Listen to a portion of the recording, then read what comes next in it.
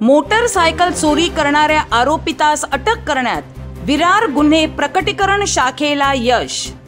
Virar police Thane हद्दीत दिनांक 9/3/2024 रोजी 7 वाजता ते 11:30 वाजताच्या दरम्यान अश्लेषा अपार्टमेंट समोर विवा तारांगण विरार पूर्व तालुका वसई येथे फिर्यादी यांच्या मालकीची असलेली सिल्वर रंगाची इलेक्ट्रिक मोटरसायकल ही राहत्या बिल्डिंगच्या समोर पार्किंग मध्ये उभी करून ठेवलेली असताना कोणीतरी अज्ञात चोरट्याने चोरून नेल्याबाबत फिर्यादी कुमार महर्षी तेजम वय 20 वर्ष राहणार अश्लेषा अपार्टमेंट समोर विवा तारांगण विरार पूर्व तालुका वसई यांनी दिलेल्या तक्रारीवरून अज्ञात आरोपितावर विरार पोलीस स्टेशन गुन्हा रजिस्टर नंबर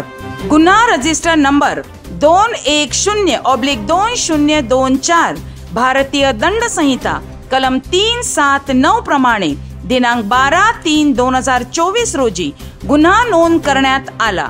वर नमूद गुन्ह्याच्या अनुषंगाने विरार गुन्हे प्रकटीकरण पथकाचे अधिकारी व अंमलदार यांनी तात्काळ गुन्ह्याच्या घटनास्थळी भेट देऊन गुप्त बातमीदार यांच्या मार्फत मिळालेल्या माहितीच्या आधारे आरोपित नामे महेश कांपली वय 22 वर्ष राहणार नगीनदास पाडा नालासोपारा पूर्व तालुका वसई यास दिनांक 13/3/2024 रोजी अटक केली आहे।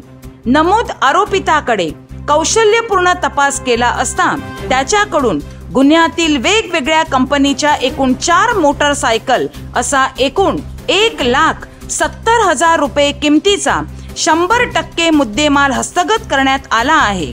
नमूद आरोपित याच्याकडून खालील प्रमाणे गुन्हे उघडकीस आले आहेत। 1.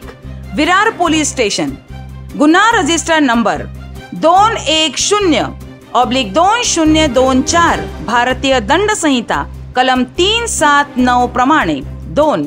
विरार पोलीस ठाणे गुन्हा रजिस्टर नंबर 841/2020 भारतीय दंड संहिता कलम 379 प्रमाणे 3.